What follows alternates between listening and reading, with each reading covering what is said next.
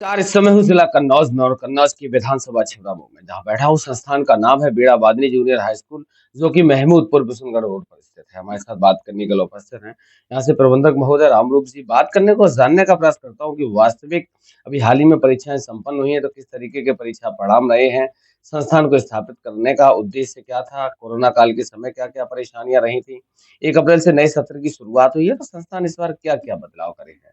Sir, सबसे पहले आपका स्वागत है। जी भाई साहब नमस्कार। कोरोना काल की अगर बात की जाए तो कोरोना काल में शिक्षा व्यवस्था जो है बिगड़ गई थी काफ़ी। क्योंकि ये कहा गया कि उसे चालू करें यूट्यूब चैनल इत्यादि से, लेकिन वो सबके पास व्यवस्था ना होने के कारण उस समय का जो एक ग्रहण काल कहना चाहिए और व्यवस्था बिगड़ गई। इसके बाद जब संभली, दोबारा चालू भी हुआ तो बीच में जो गैपिंग हो गया है, उस गैपिंग में व्यवस्था काफ़ी चरमरा गई थी।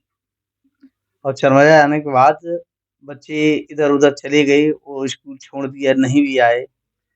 अब जाकर के 70% लगभग कवर हो पाया है, 7 संख्या में।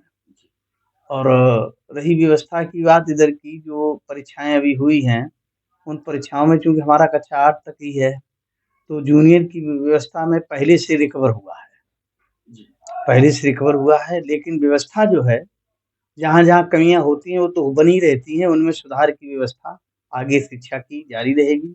हमारे यहाँ जो भी टीचर्स हैं, लगभग सब ट्रेन्ड हैं और अपनी शिक्षा व्यवस्था को बढ़िया ढंग से चलाने का प्रयास कर रहे हैं। मानव जीवन में शिक्षा को कितना महत्वपूर्ण मानते मानव जीवन में शिक्षा के बगैर तो मानवता हो ही नहीं सकती। मानवता की शुरुआत ही शिक्षा से होती है। जब से मनुष्य इस ब्रह्मांड में आया हुआ है, तब से लेकर के अब तक लगातार शिक्षा ही ग्रहण कर रहा है और शिक्षा के ही बल पर आज दुनिया में वो सब प्राप्त कर रहा है जिन शक्तियों की कभी लोगों ने कल्पना नहीं की थी।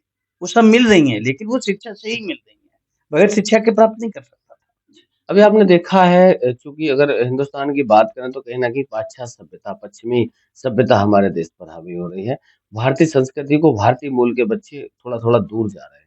तो इस परिवेश में आप क्या प्रयास कर उसका प्रभाव जो हमारा ये दूरदर्शन है और जो सिनेमा है, ये हमारी संस्कृति को एक तरीके के उस पे घात कर रहा है और ऐसी घात कर रहा है जिस घात के बारे में हम समझ नहीं पा रहे हैं। वो एक इतना धीमा ज़हर है जो तेज़ी से चढ़ रहा है, जो भारतीय संस्कृति को समाप्त कर रहा है, जबकि भारतीय संस्कृति का मूल विश्व कल्याण में है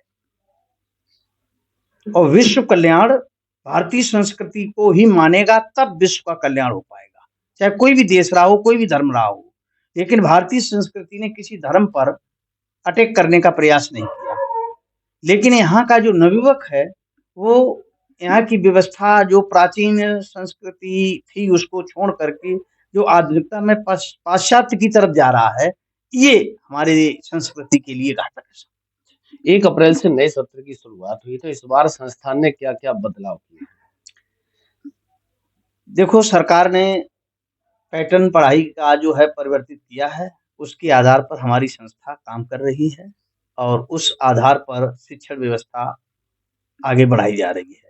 अब जो नया पैटर्न आया है, उसमें भारतीय संस्कृति का समावेश भी है और उससे हमारे जो विद्यार्थी हैं, नई ऊर्जा के साथ, नए ज्ञान के साथ पढ़ कर के हमारी संस्था से आगे बढ़ के निकलेंगे।